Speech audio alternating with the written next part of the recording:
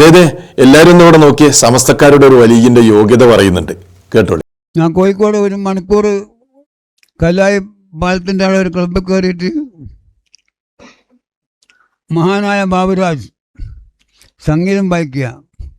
ഞാൻ 2 മിനിറ്റ് എനിക്ക് ഹാർമോണിയം തന്നു. 15 മിനിറ്റ് കൊണ്ട് ഹാർമോണിയം ഞാൻ പഠിക്കുകയും ചെയ്തു. 15 നാടകത്തിൽ ഞാൻ മ്യൂസിക് ചെയ്തിട്ടുണ്ട്.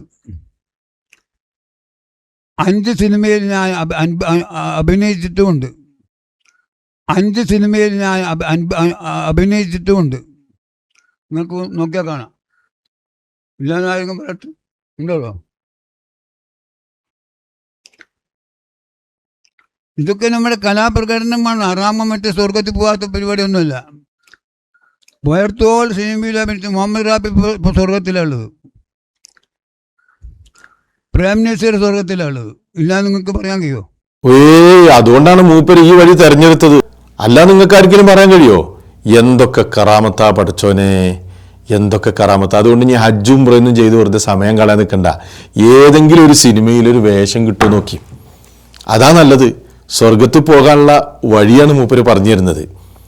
ഇപ്പോൾ ഒരു സമസ്തക്കാരുടെ കൂട്ടത്തിൽ നിന്ന് ഓരോരുത്തരെ ഞങ്ങൾ അംഗീകരിക്കില്ല, ഞങ്ങളതല്ല, ഞങ്ങൾ തള്ളി പറഞ്ഞിട്ടുണ്ട്, ഞങ്ങൾ പുറത്താക്കിയിട്ടുണ്ട് എന്നൊക്കെ പറഞ്ഞ് ഓരോ വിഭാഗങ്ങൾ ഇപ്പോൾ വരും.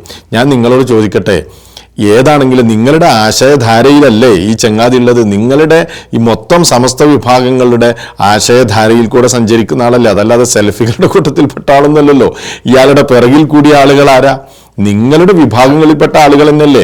അപ്പം മൊത്തത്തിൽ നിങ്ങളുമായി ബന്ധപ്പെട്ട നിങ്ങളുടെ ഔലിയാക്കളുടെ യോഗ്യതയും കറാമത്തുമാണ് ഈ വിളിച്ചു പറഞ്ഞുകൊണ്ടിരിക്കുന്നത്. അള്ളാഹുവിൻ്റെ ദീനിൻ്റെ പേരിലാണ് നിങ്ങൾ ഈ പ്രചരിപ്പിച്ചു കൊണ്ടിരിക്കുന്നത്. ഈ സമയത്ത് എനിക്ക് ഓർമ്മ വരുന്നത് മഹാനായ റസൂൽ കരീം സല്ലല്ലാഹു അലൈഹി വസല്ലമയുടെ ഒരു മുന്നറിയിപ്പും അവിടുത്തെ ഒരു പ്രവചനവുമാണ്. അവിടുന്ന് പറയുന്ന അവസാന കാലമാകുമ്പോൾ നിങ്ങളുടെ അടുക്കൽ ചില ദജ്ജാലുകൾ വരും.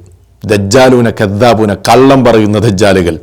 നിങ്ങൾക്ക് പരിചയമില്ലാത്ത ദീനിൻ്റെ പേരിൽ അവർ പലതരക്കുള്ള കള്ളങ്ങളും പറയും. നിങ്ങളുടെ പൂർവികരിൽ നിന്ന് ഒരു മാതൃക ഉണ്ടാവില്ല.